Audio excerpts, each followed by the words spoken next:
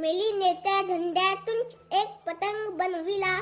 तोसियाने पतंगाचा लांब दोरा बनविला. ती पतंगाची दोरी खोलीभर ओढत राहिली.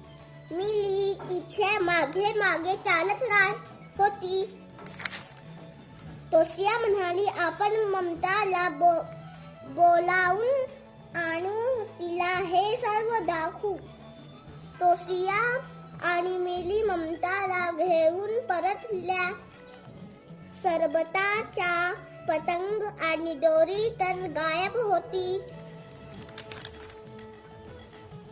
त्यांनी पाहिले की मुनमुनने सरबत फस्त केले होती.